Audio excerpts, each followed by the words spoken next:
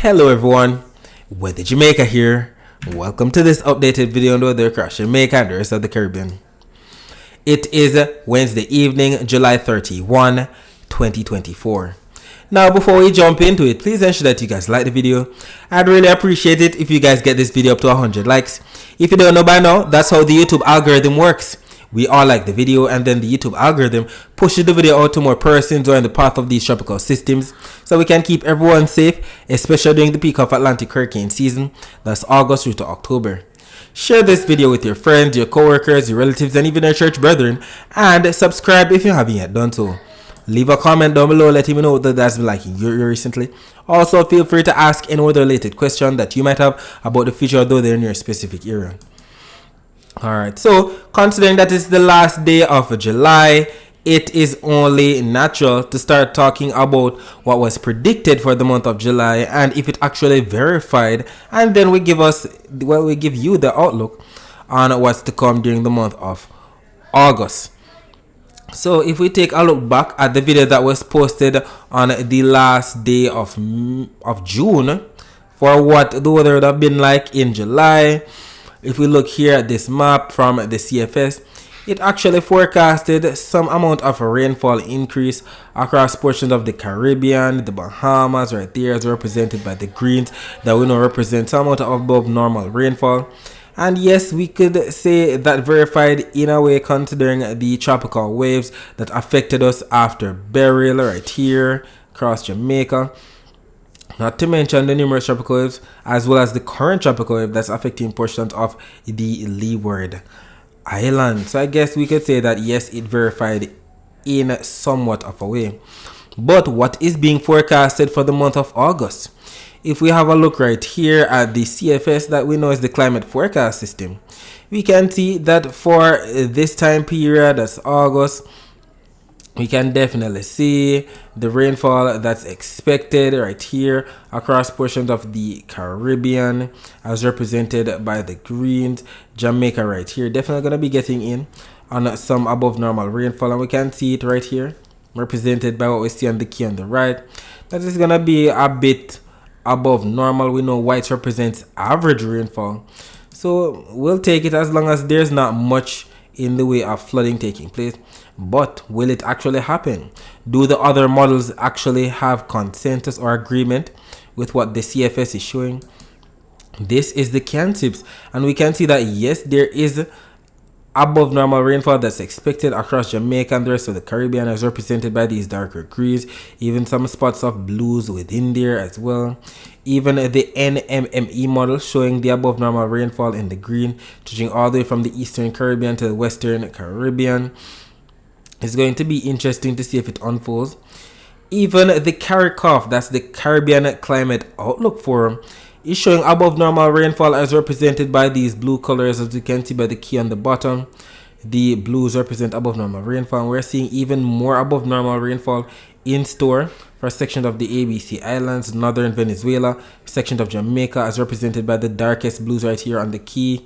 But keep in mind that this is not only valid for the month of August, but it also incorporates September and October 2024. So I guess it's going to be shared or spread out throughout those 3 months. Either way, we'll take it. We need some rainfall to cool down the temperatures in Jamaica.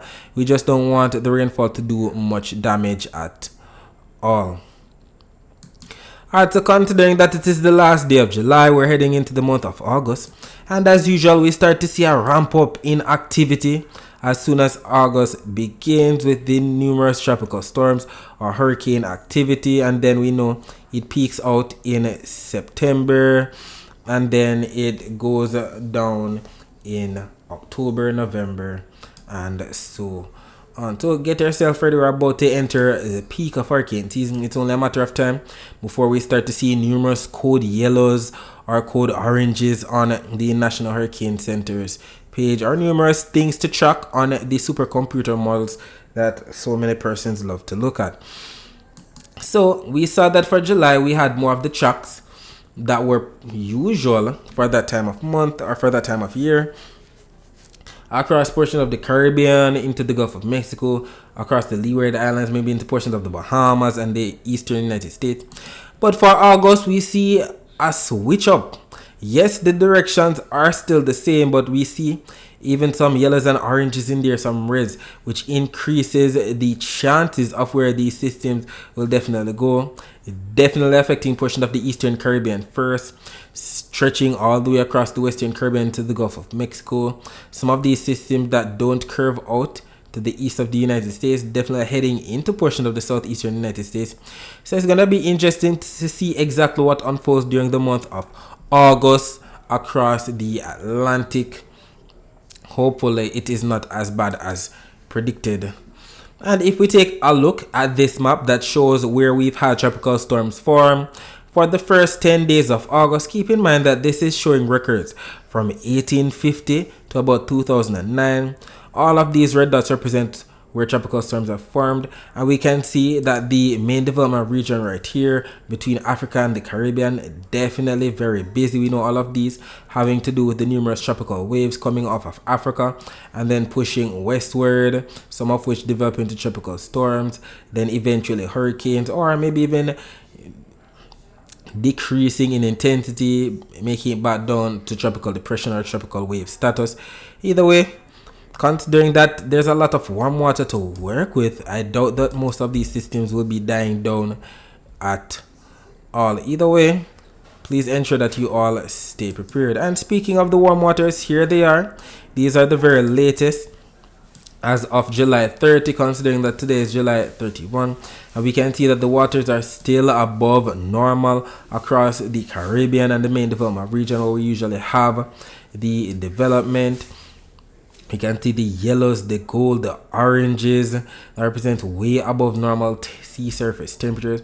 And yes, sea surface temperatures, we're talking about the skin of the ocean, not necessarily the deeper in the water, but the sea surface temperatures. And we know these storm systems sucking up all of the very warm waters of the Atlantic, and they're definitely, using this to their advantage to become even stronger storms. We can also see that the eastern to the central Pacific is cooling off. A lot of blues in there that represents below normal sea surface temperatures. That we know is a sign that the La Nina is on its way.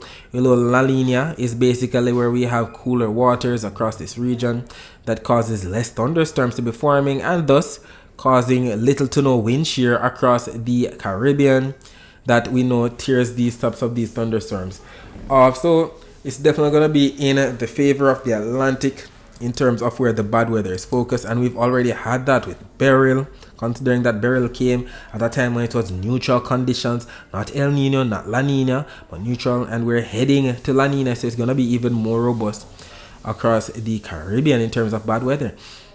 And not only that, but as stated earlier, it's not only the surface of the sea, but the deeper into the ocean we go. This is showing the tropical cyclone heat potential, and this map just came out today, July 31, highlighting how warm the waters are the deeper we go. So even if these hurricanes are churning up or using up the skin of the ocean or the sea surface temperatures, even if they stall over an area, they're still gonna be sucking up even more warm waters, especially in that area across the central to the western Caribbean near Jamaica, where we see these darker reds. That's as warm as it gets. That's bath water right there. That's what these hurricanes love. Hopefully there's nothing that's going to be taking advantage of the very warm waters across the waters to the south of Cuba, Haiti, near Jamaica right there. On another note, let us talk about a post that was made from Andy Hazelton today. He's actually a scientist at NOAA. That's basically the same place that's having to do with the National Hurricane Center. He stated here, the GFS solution for the Atlantic wave continues to essentially hinge on a small vortex developing in the lee of Haiti. We can't totally rule out something like this, as terrain interaction can be unpredictable, but it seems a little far-fetched, and other models don't do this. So this is what he's talking about, and he highlighted this in yesterday's video, and the GFS is still doing the very same thing today, stating that the tropical wave that's currently right here, right now across the Leeward Islands. As a matter of fact, let's backtrack a little back to the satellite images so we can see the clouds associated with the tropical wave right here, represented by the thunderstorms, the greens, yellows, oranges Reds definitely lashing portions of Puerto Rico, the US and British Virgin Islands, St. Martin, St. Kitts and Nevis, sections of Anguilla, Antigua and Barbuda, Guadeloupe, Dominica. Jamaica is right over here, not getting much of anything at all, but this is expected to move towards the west, more so towards the west northwest in a sense, but it's definitely coming and it's definitely going to be bringing some rainfall. So what Andy is saying is that the GFS has a mind of its own, still showing something right here coming from Haiti. We see the energy associated with it, and it's passing to the north of Jamaica, and that's a little too close for comfort if you ask me. But the thing is, he's saying that the GFS is the only model that is showing this. But to be honest, the Euro was showing something more, passing to the far north of Hispaniola and Haiti, heading into the Bahamas. But over time, it has been caving to a more closer trek across portion of northern Hispaniola, maybe eastern Haiti, the southern Bahamas. It's going to be interesting to see exactly what unfolds. So the U.S. National Hurricane Center has adjusted their track in a way, highlighting where the system is located right now to the east of Puerto Rico, and it's expected to move westward and definitely maybe cross over Hispaniola and into eastern Cuba. A bit too close for comfort. It's going to be very interesting to see how the next 2 days go. Either way, it still has a 60% chance of cyclone formation within the next 7 days. According to the Hurricane Center, a tropical wave is producing a large area of disorganized showers and thunderstorms over Puerto Rico, the U.S. Virgin Islands, the Leeward Islands, and the adjacent waters of the southwestern Atlantic and northeastern Caribbean Sea. Development of this system is not anticipated during the next few days, while it moves west-northwestward over portions of the Greater Antilles. However, environmental conditions are forecast to become more conducive for development after the wave passes the Greater Antilles, and a tropical depression could form this weekend or early next week over the eastern Gulf of Mexico or far southwestern Atlantic Ocean, including in the vicinity of Florida. Interest across the Greater Antilles, Bahamas, and Florida should continue to monitor the progress of this system. And we see that they still give it a 0% chance of cyclone formation within the next 48 hours, that's next 2 days, and a 60% chance of cyclone formation within the next 7 days. So 7 days from today is what? Next week, Tuesday, if not Wednesday, if I'm not mistaken. So we'll see something forming eventually. Maybe around the first week of August for sure. And we've already gone through Alberto, that hit into portion of northern Mexico and Texas. We've already went to Beryl, and we know how that story went across the Windward Islands, through the Caribbean as a whole, category 5, to the south of Jamaica, to the south of the Cayman Islands, into portions of the Yucatan Peninsula, and then right into Texas. Then we had Chris, but we had Chris even before Beryl was over, that crashed into Mexico. Next on the list is Debbie, and then we have Ernesto, Francine, and so on and so forth. Either way, I'll definitely be here to keep you posted with what happens. So if we actually take a look at what is expected to happen on both the supercomputer models regarding this tropical wave, so we're just going to be going out in time just to the next 72 hours, just to the next 3 days. So keep your eyes on the timestamp right here, and keep your eyes on the system right here. So it's located right here right now, as we saw on the satellite images, across portions of the Leeward Islands. And we're just going to be going out in time to see where it's going to be located and when. So as we go out in time, we see that yes, it's starting to bring in some of the rainfall into portions of the Greater Antilles, Hispaniola, the southern Bahamas, Cuba, Jamaica. And this is as of 6Z on Friday, which is actually 1 a.m. on Friday. As we go out in time, we start to see even more rainfall over there in the Greater Antilles. And then even into Saturday, some of the rainfall still lingering. But by Sunday, in a way, we start to see some of it clearing out, with most of the moisture associated with that tropical wave across the northwestern tip of Cuba, sections of the eastern waters of the Gulf of Mexico, and even sections of the northern Bahamas and Florida. What does the GFS model show for the same time period? So even look at that. This is 12Z on Friday, which is actually 7 a.m. And we still see the GFS solution. Mind you, what was shown earlier from Andy Hazelton was the 12Z GFS. Now this is the 18Z GFS. That's the 6 p.m. one. And the GFS is still adamant that the strongest or the worst weather associated with this tropical wave should be right there to the south of Cuba, to the west of Haiti, to the northeast of Jamaica, and all of this should be pushing westward. Either way, we're still going to be getting in on some of the moisture here across Jamaica. Look at these yellows and reds that represent heavy rainfall. Some of that could make it as far south as Jamaica. And we see that as we head into Saturday, we still have some rainfall lingering. This is 18th on Saturday, which is actually 1 p.m. on Saturday. And then by Sunday, we start to see that most of the bad weather associated with this tropical wave is right here across the waters to the east, across the eastern portion of the Gulf of Mexico. So something similar in a way to what the Euro is showing in terms of where the system is located. But the intensity is still unsure. It's going to be interesting to see if that's going to be the system at tropical depression status, or is it going to be tropical storm status. Either way, please ensure that you stay posted. If you have relatives or friends, Jamaicans who live in Florida, right here in the southeastern United States in general, please ensure that you tell them to pay attention to the weather. We know these things go, especially the wet ones, can definitely cause loss of life. And we can see the actual rainfall totals right here. The Euro not so robust as the GFS. Euro showing more reds than anything else that we can see by the key on the right. That represents up to what? Up to 1 inch or 2 at most. Most of the rainfall right there, especially across the waters to the north of Haiti and the Dominican Republic, as well as Puerto Rico. The GFS trying to incorporate most of the rainfall across portions of the Dominican Republic, Haiti, Puerto Rico, southern Cuba, as we can see by the purples.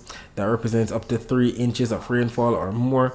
We'll see exactly how that goes. We see Jamaica right here embedded in some rays that represents up to 1 inch, maybe up to 2 inches of rainfall. Either way, we'll take it. We need something to cool down the temperatures.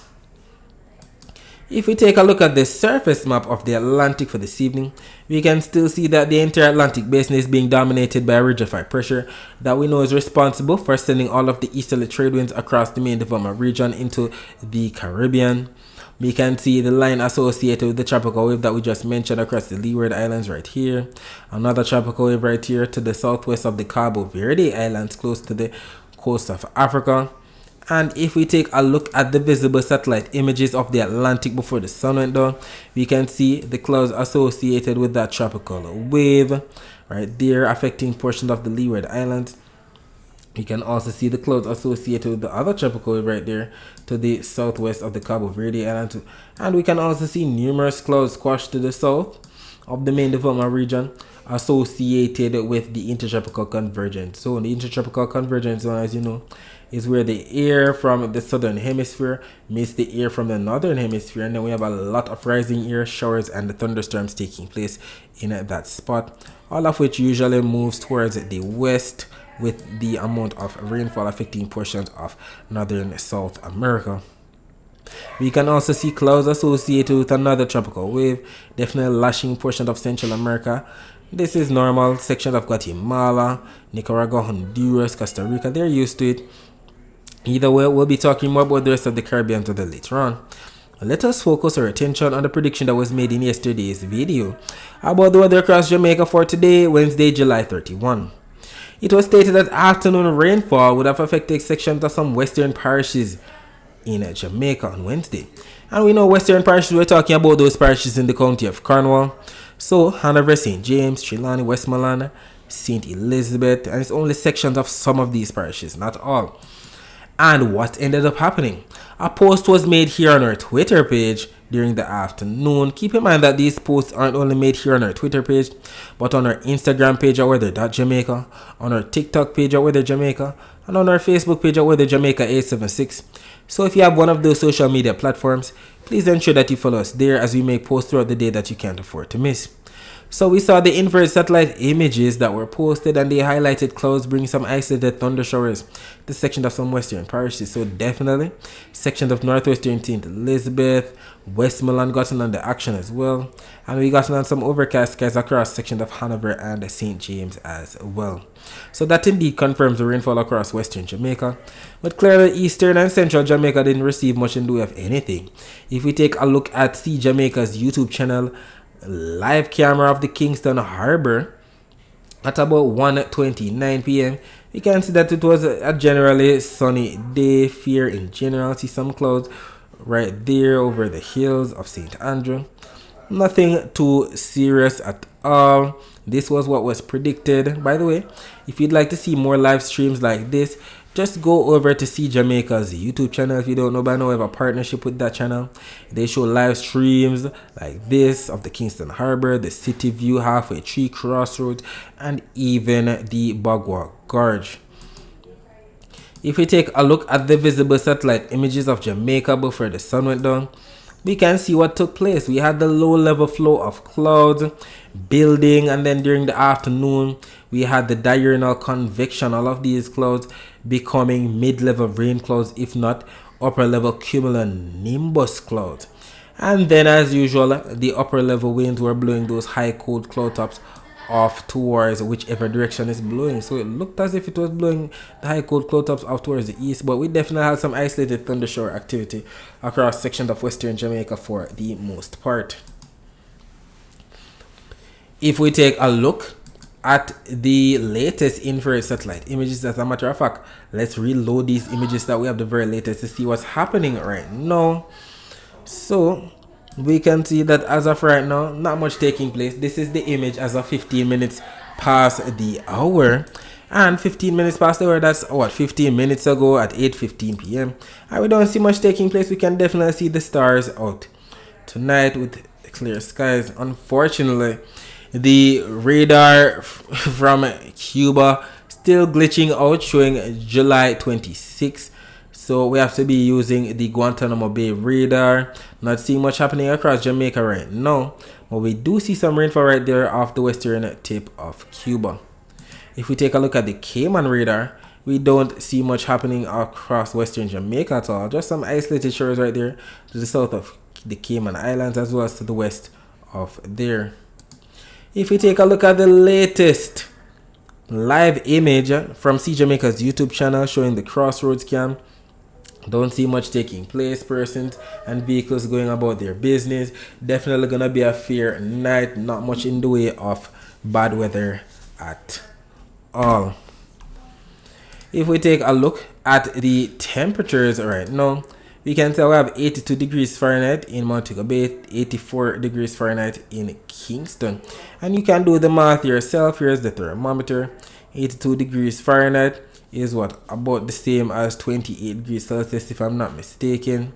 84 degrees Fahrenheit is about the same as what, 29 degrees Celsius or 28 degrees Celsius if I'm not mistaken. And by 4 a.m. on Thursday, temperature should dip down to about 79 degrees Fahrenheit, which is about the same as what, 26 degrees Celsius. So that's what's expected from Montego Bay. While we're going to be expecting at 4 a.m. 77 degrees Fahrenheit in Kingston, which is about the same as, let's see, that should be about 24-25 degrees Celsius if I'm not mistaken.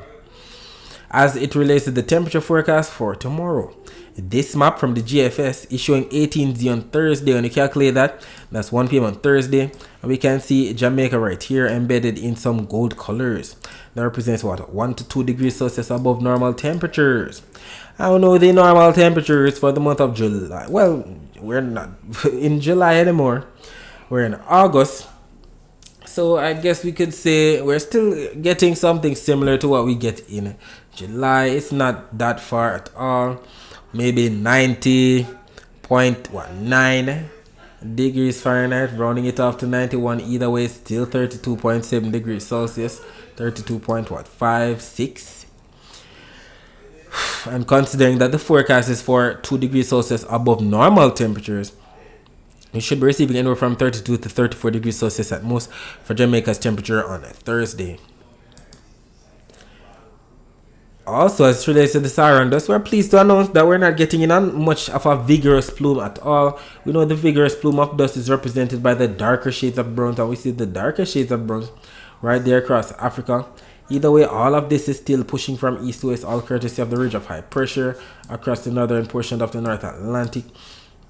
Jamaica should be right here, and we could get some slight haze weather as we see by those browns tomorrow, but it's not gonna be that noticeable at all, and we're indeed grateful for that.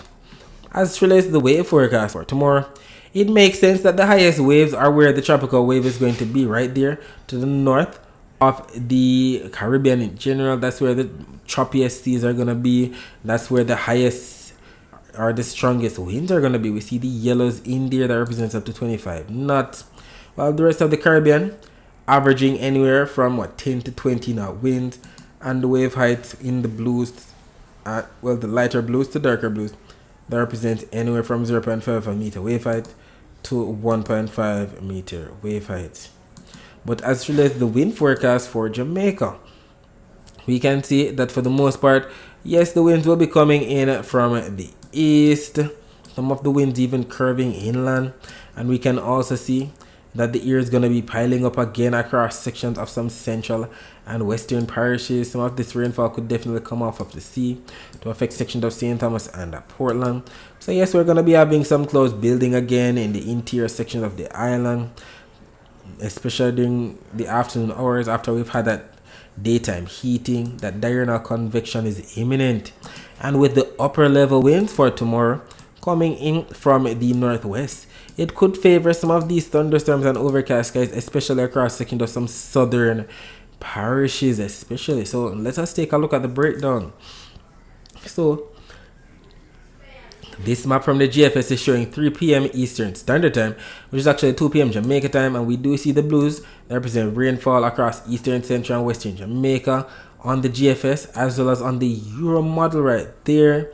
So definitely some afternoon thunderstorms are in store for sections of the island. So if you have plans, please ensure that you get them done early, just in case, because there's definitely going to be some afternoon rainfall. There's high certainty with that, with these darker shades of blues that represents some amount of rainfall, and even in the evening the rainfall could still be lingering. This map from the Euro and this map from GFS are both showing 9 p.m. Eastern Standard Time, which is actually 8 p.m. Jamaica time. So I guess we could say that the clouds associated with the tropical wave are starting to come in. Look at the dark earth shades of blues, the greens, the yellows in there. That's on the Euro though. Don't see much of that on the GFS. As a matter of fact, we made a bet yesterday about which one of the models would win, would it have been the Euro or the GFS, and clearly the GFS won with most of the rainfall across western Jamaica. The Euro was showing more of the rainfall across central Jamaica. We'll see how this one goes. If northern Jamaica is going to be nailed tomorrow at 8 p.m, while the GFS is showing more of the isolated shores across central and eastern Jamaica. We'll see how that goes, and I'll definitely be here to keep you posted. And considering that this accumulated precipitation forecast map is showing all the rainfall from now up until 10 p.m. on Thursday, it's incorporating some of that northern Jamaica evening rainfall as well. And we see that the most in-depth rainfall shown by the Euro is up to 0.38 of an inch of rainfall. The GFS showing up to 0.37 of an inch of rainfall. Either way, we'll take it. We're starting to head into the month of August, and clearly we can see that there's an increase in the amount of rainfall during this month across both Kingston right here and Montego Bay right here. In Kingston, we usually receive close to 100 millimeters of rainfall. That's 4 inches of rainfall, considering that 25 millimeters of rainfall is basically the same as 1 inch. So you can do the math, as we can see by this map right here. 1 inch of rainfall is 25 millimeters. Montego Bay usually receives a little over 4 inches of rainfall, close to 5 inches of rainfall during the month of August. Clearly, Montego Bay usually receives more rainfall than Kingston. Either way, we'll take it. We need to cool down these temperatures for sure. Alright, so that is it for the forecast across Jamaica. Let us focus our attention on the rest of the Caribbean. Alright, so we can see the clouds associated with the tropical wave definitely pushing westward to affect sections of the Bahamas, Haiti, Dominican Republic, We can see section of Central America getting nailed as we speak. Section of the Trinidad and Tobago area and Venezuela definitely got in some thunderstorms today as well. If we take a look at the Doppler radar images of the northeastern Caribbean to confirm all the rainfall, they're definitely still getting nailed. We can see the greens, yellows, oranges, reds represent the light to moderate to heavy rainfall stretching all the way from Dominica northward to Guadeloupe, St. Bart's, Antigua and Barbuda, Anguilla, St. Martin, St. Kitts and Nevis, US and British Virgin Islands, Puerto Rico, Dominican Republic. All of these areas got an amount of rainfall today, and even if we put these images into motion, from about 3 p.m. today, we saw what took place. We might have even had some isolated flash flooding taking place in some spots, as we saw most areas getting on some amount of rainfall today. But we see, as of the latest image, we still have some rainfall, most of which is over the sea, some of which could get on land tonight into tomorrow. If we take a look at the Doppler radar images from the Barbados radar side, we can see some isolated shores right there to the east of Barbados pushing westward. Some of that could affect section of Barbados tonight. We can also see not much taking place to the south of Barbados, maybe some rainfall to the south of Grenada, as well as section of Tobago. If we take a look at the wide view of Doppler radar images, we can see some heavy rainfall heading into portions of Nicaragua associated with that tropical wave that was mentioned. Section of Honduras definitely got in some of the rainfall, Guatemala, the Yucatan Peninsula, Colombia, northwestern Venezuela, and even sections of French Guyana. But as it relates to the rainfall forecast, from now up until 10 p.m. on Thursday, both of these maps from the Euro and the GFS are in consensus with where the rainfall is expected within the next 24 hours. We know the greens and the yellows represent isolated rainfall up to 0.1 of an inch of rainfall up to 0.4 of an inch of rainfall. The reds for the most part close to an inch, if not an inch of rainfall. The burgundies as well up to the purples that represents up to 3 inches of rainfall.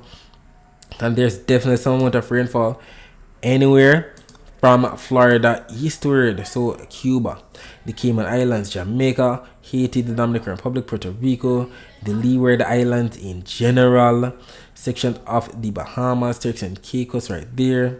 We can also see some rainfall in store for sections of northern South America, so Trinidad and Tobago, Venezuela, Colombia, Panama, Costa Rica, section of Nicaragua, El Salvador, Guatemala, Honduras, Belize, and the Yucatan Peninsula. And we see that both the Euro and the GFS models are in consensus with this forecast. I know that when they're in consensus like this, the chances of actually happening are much higher. Alright, so that's it for today. Thanks for watching.